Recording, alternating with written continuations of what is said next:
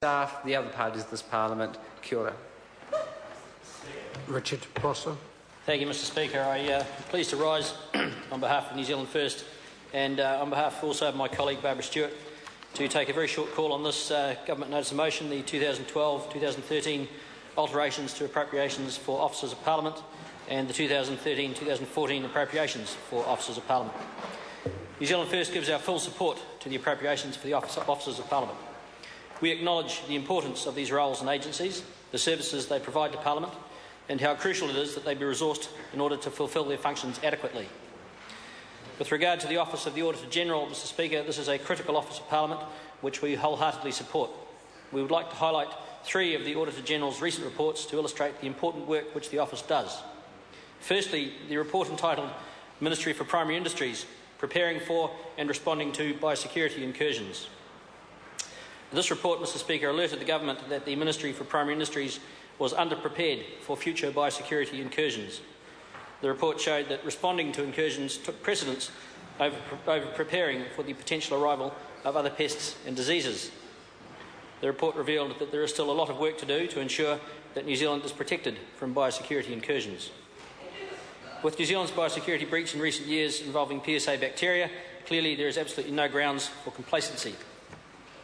The second report I wish to mention in this debate is the inquiry into the Government's decision to negotiate with Sky City Entertainment Group Limited for an international convention centre. This report found a range of significant deficiencies in the advice that officials provided to the Government in relation to the new Auckland Convention Centre. The report also found the quality of support provided to the Government fell well short of what we expect from the lead government agency on commercial and procurement matters. The Office of the Auditor-General also produced a very comprehensive report into the New Zealand Defence Force, the civilianisation project. The report revealed that overall, the civilianisation project attained only limited success. These are the types of reports which are essential to holding government and state sector agencies accountable to the New Zealand public. The Office of the Ombudsman, Mr Speaker, has done excellent work over the past year. As an example, the Ombudsman commenced an investigation into the school closure and merger process. The Office is now asking anyone who has information relevant to the investigation to contact the Office. When the Associate Minister of Education refused to release the advice relating to the development of partnership schools policy, the Office gave its opinion and recommendations on this decision.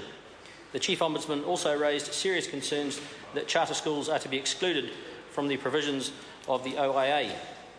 On the Plumbers, Gas Fitters and Drain Layers Board, the Ombudsman's Office also released its report on the investigation into complaints received about a disciplinary levy, continuing professional development, licensing conditions and the refusal of licensing for non-payment of fees. In the last year, the Ombudsman's Office also reported on Minister for Economic Development's refusal for access to official information regarding the production of The Hobbit and film production generally in New Zealand. Lastly, Mr Speaker, the Office of the Parliamentary Commissioner for the Environment. The Office of the Parliamentary Commissioner for the Environment produced a range of useful and timely reports that contribute valuable input to environmental information and debate in New Zealand, notably evaluating the environmental impacts of fracking in New Zealand, an interim report. New Zealand First supports this appropriation. Thank you. Honourable Mary Ann Street. Thank you very much, Mr Speaker. It's a pleasure to rise